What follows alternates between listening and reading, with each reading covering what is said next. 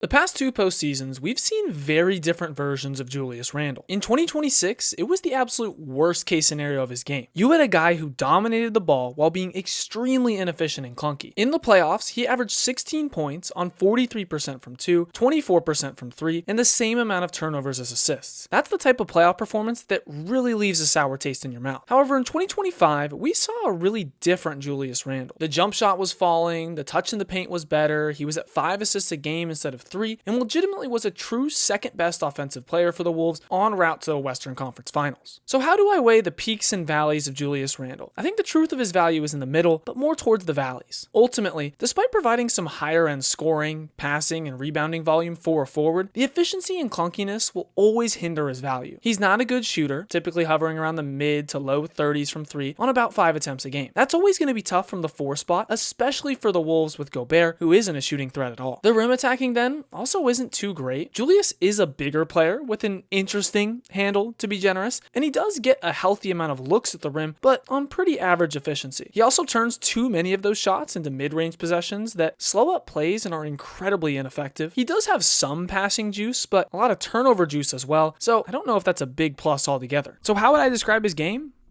Clunky is the best answer. You get size, rebounding, and volume scoring, but not too much defensive upside, some inefficient looks, and possessions that slow down the flow of play. I'd say the low 60s is roughly okay, but if you had some guys that I have below him, like Cason Wallace, Paul George, Dylan Harper, and Andrew Nembhard above him, due to having way less holes in their game, I'd say that's fair too.